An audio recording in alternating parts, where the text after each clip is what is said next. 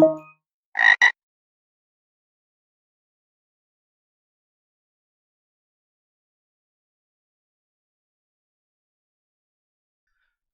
right, everybody, this is the tree challenge from Hack the Web. So let's take a look at the description for this challenge. So I really miss nature. It's a pity that there's no park or garden here on the spaceship. I hope I don't go crazy, monkey emoji. Haha, it's not quite that bad yet. Speaking of nature, here's a picture of a tree taken on Earth in the Europe area. The plants there are completely different from ours, and the name of this tree species is your answer.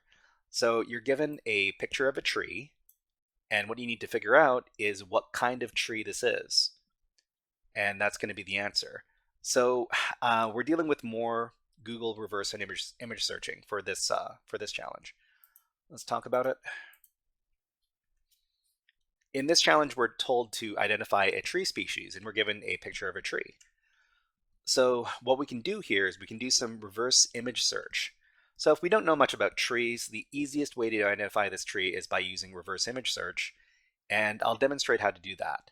So the first thing you would want to do is go over and copy the link for this image. So just right click on the image, select copy image link, and then go over to google.com. So it doesn't have to be google.com, but google.com is probably the most convenient reverse image search tool. After you get onto Google, you'll see a camera icon that that displays search by image. You can click on that, and then you can paste in the image link. So paste in the image link that you got from the tree, click on search, and then we've got the tree over here. All we need to do is scroll down, and it'll tell us what the probable match is.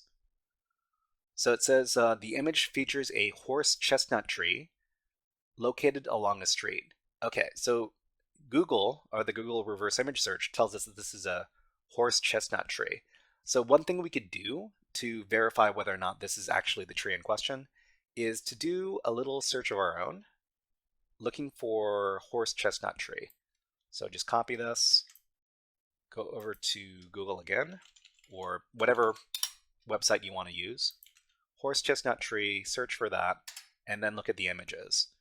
So what we're looking for is we're looking for a match. So the tree looks kind of similar. Of course, it's kind of tough because most people are not very good at identifying trees. So if we look at this tree, trees.com, huh? Visit horse chestnut tree. So does this look similar?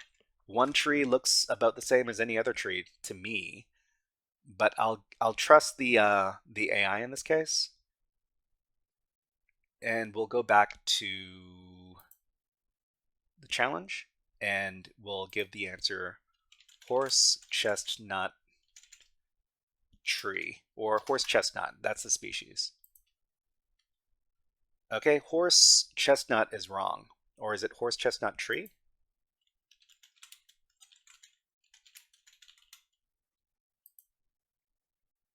Hold on. I think I might have copied this wrong incorrectly. Chestnut is wrong. Let me take a look at the Wikipedia article for this page, for the horse chestnut. Maybe it's got another name.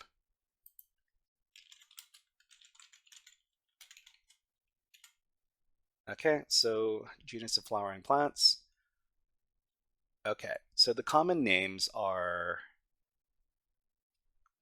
horse chestnut or horse chestnut, and known as the buckeye. So we'll try horse chestnut with the with the dash maybe. Horse chestnut is correct. Okay, they wanted the dash for some reason. Sometimes these systems are very particular. All right, so I think, do we have any? Okay, I've got a couple more things to talk about this.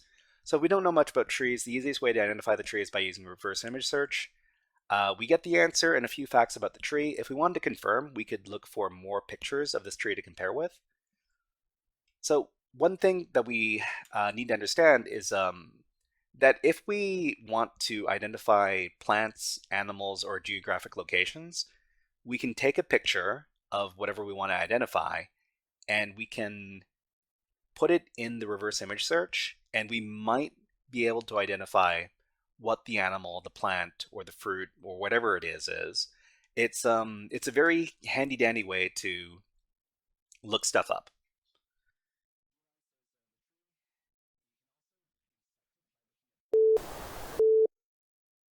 Hey there, HackerFrogs! Are you enjoying this workshop? Learning new concepts and skills? If so, there's a way you can support the channel, and it's totally free. Just click on the subscribe button below the video. Also, click on the like button. And if you have questions or comments on this workshop, please leave them below the video. Thanks for listening. And now, back to our scheduled programming.